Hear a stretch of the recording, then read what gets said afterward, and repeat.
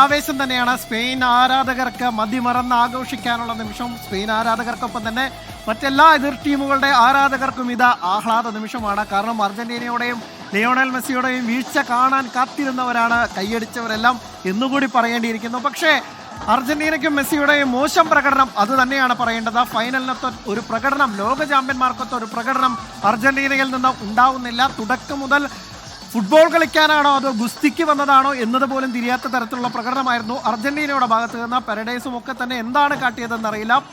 പകരക്കാരനായി ഇറങ്ങി 5-ാം മിനിറ്റിൽ തന്നെ കാർഡ് വാങ്ങുന്നില്ലെങ്കിൽ ഫൗൾ ചെയ്യുന്ന അങ്ങനെ ഒരു പെരഡേസിനെ കാണുന്നു. ലിസാൻഡ്രോ മാർട്ടിനസ് വലിയ രീതിയിൽ പ്രകടനം കാഴ്ചവെച്ചാണ്, പക്ഷെ അദ്ദേഹത്തിന് കാർഡ് വാങ്ങി പിന്നീട് സബ്സ്റ്റിറ്റ്യൂട്ട് ചെയ്യപ്പെടുന്നു. വന്ന താരങ്ങളൊക്കെ തന്നെ ഇടിച്ചിടാൻ നോക്കുന്നതല്ലാതെ ഒരു താരവും കളിച്ചു മുന്നേറാൻ ശ്രമിക്കാത്ത കാഴ്ച. അതിൽ മെസ്സിക്ക് പന്തെത്താത്തതുകൂടി ആയതോടുകൂടി അർജന്റീന വീണ് പോകുന്ന കാഴ്ച കണ്ടു. അവസാന നിമിഷത്തിൽ മെസ്സി ഒരു ഉഗ്രൻ ഷോട്ട് കൊടുക്കുന്നുണ്ട്. അത് ബോക്സിൽ സ്പെയിൻ ഡിഫൻഡറുടെ മുഖത്ത് തട്ടി തെറിച്ചു പോകുന്നു. അതെങ്കിലും ഗോളായിരുന്നുവെങ്കിൽ അർജന്റീനയുടെ ഗോൾ ഷോട്ടെണ്ണത്തിൽ അതൊരു 3-ആയി മാറിയേനെ. ഈ മത്സരത്തിന്റെ കണക്കുകൾ തന്നെ പരിശോധിക്കുമ്പോൾ മനസ്സിലാക്കും എന്താണ് അർജന്റീന ഇല്ലെങ്കിൽ എന്തായിരുന്നു സ്പെയിൻ എന്നുള്ളത്.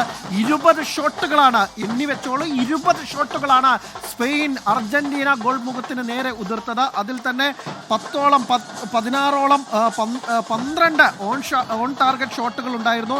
അർജന്റീനയ്ക്കാവട്ടെ ടോട്ടൽ ഷോട്ട്സ് 2 ഷോട്ടുകൾ മാത്രമാണ്. അത് രണ്ടും വന്നത് എക്സ്ട്രാ ടൈമിലാണെന്നത് അതീവ സങ്കടകരം, ഇല്ലെങ്കിൽ അതീവ നിരാശകരം എന്ന് തന്നെ പറയേണ്ടിയിരിക്കുന്നു. കാരണം അർജന്റീന ആദ്യ 90 മിനിറ്റിൽ ചിത്രത്തിലേ ഇല്ല. ഫൗൾ ചെയ്യുമ്പോൾ മാത്രമാണ് അർജന്റീന ഉണ്ടായിരുന്നത്. ഇന്നത്തെ കണക്കുകൾ പരിശോധിക്കുകയാണെങ്കിൽ ഷോട്ട് എണ്ണത്തിലും ഷോട്ടുകളുടെ കാര്യത്തിലും ഷോട്ട് ആക്യുറസിയിലെയും ബ്ലോക്ക് ഷോട്ട്സിന്റെ കാര്യത്തിലും എല്ലാം നോക്കുമ്പോൾ അവിടെ സ്പെയിനാണ്. പക്ഷേ ഫൗളുകളുടെ കാര്യത്തിൽ മാത്രം നോക്കുകയാണെങ്കിൽ അർജന്റീന കാണാം. അതിനപ്പുറം അർജന്റീനയ്ക്ക് ഈ മത്സരത്തിൽ ഒന്നും തന്നെ പറയാനില്ല എന്ന് തന്നെയാണ്. എൻസോ ഫെർണാണ്ടസ് ഒക്കെ അർജന്റീനയുടെ തോൽവിയിൽ അദ്ദേഹം കഴിഞ്ഞ മത്സരം രക്ഷിച്ചെടുത്തെങ്കിൽ ഈ മത്സരത്തിൽ അദ്ദേഹത്തിന്റെ പ്രകടനം ഇല്ലെങ്കിൽ അനാവശ്യമായി വിളിച്ചു വരുത്തിയ കാർഡ് അതിലൂടെ നിരാശ സമ്മാനിക്കുന്ന കാഴ്ചയാണ് കണ്ടത്. അർജന്റീനയുടെ തോൽവിക്ക് ആ റെഡ് കാർഡൊക്കെ തന്നെ ഒരു പക്ഷേ 10 പേരുമായി കളിച്ചിരുന്നെങ്കിൽ മത്സരം ഷൂട്ടൗട്ടിലേക്കെങ്കിലും നീട്ടിക്കൊണ്ടുപോകാമായിരുന്നു. 10 പേരായി ചുരുങ്ങിയതിന്റെ പ്രശ്നങ്ങൾ ഉടനീളം അവസാന നിമിഷങ്ങളിലൊക്കെ തന്നെ എക്സ്ട്രാ ടൈമിൽ നമ്മൾ കണ്ടതാണ്. അങ്ങനെ അർജന്റീന വീണു പോകുന്ന കാഴ്ച കണ്ടു. അർജന്റീനയുടെ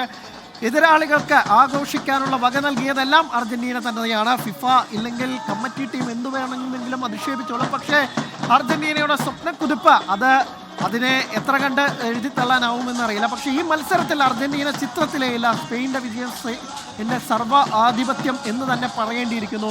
ഇപ്പോൾ അക്ഷയ് കൂടി ചേർന്നു വേൾഡ് കപ്പ് ഡെസ്കിൽ നിന്ന്. അക്ഷയ്, അർജന്റീന ആരാധകരെ സംബന്ധിച്ചിടത്തോളം ഈ വലിയ നിരാശയാണ്. കാരണം കളിച്ചു തോറ്റെങ്കിൽ പോട്ടെ എന്ന് വെക്കും, പക്ഷെ കളിക്കാത്ത കളിയാണ്. അതിനോടൊപ്പം തന്നെ വിളിച്ചു വരുത്തിയ വിനകൾ എന്നുകൂടി പറയേണ്ടിയിരിക്കുന്നു. എൻസോയുടെ കാർഡിനൊക്കെ തന്നെ എന്ത് ന്യായീകരണം പറയും? ഇല്ലെങ്കിൽ ഗുസ്തി പിടിക്കാൻ വന്ന് കളിച്ചു തോറ്റെങ്കിൽ അതങ്ങ് തോറ്റോട്ടെ എന്ന് തന്നെ വിചാരിക്കുന്നവരായിരിക്കും മിക്ക അർജന്റീന ആരാധകരും.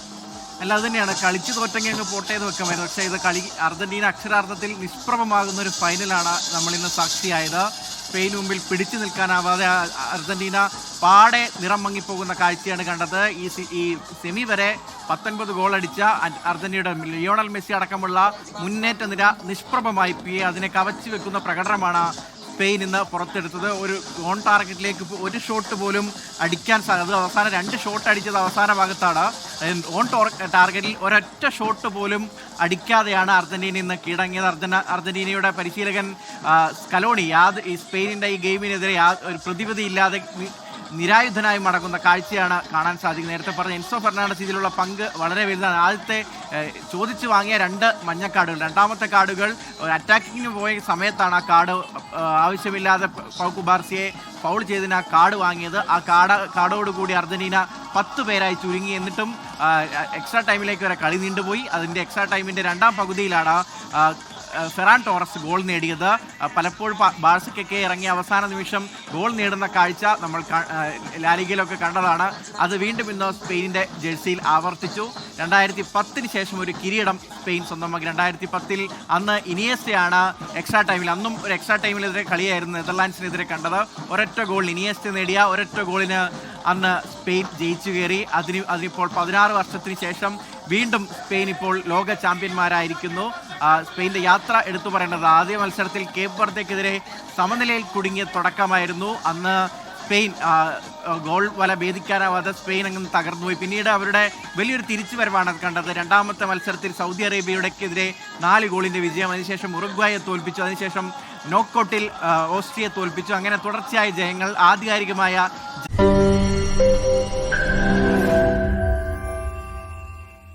ലോകത്തെവിടെയായാലും ഏത് സമയത്തും 24 വാർത്തകളും ഓഗ്മെന്റഡ് റിയാലിറ്റി പാക്കേജുകളും എക്സ്പ്ലെയിനറുകളും വിശദമായി കാണാൻ ഞങ്ങളുടെ യൂട്യൂബ് ചാനൽ നിങ്ങൾക്ക് സബ്സ്ക്രൈബ് ചെയ്യാം.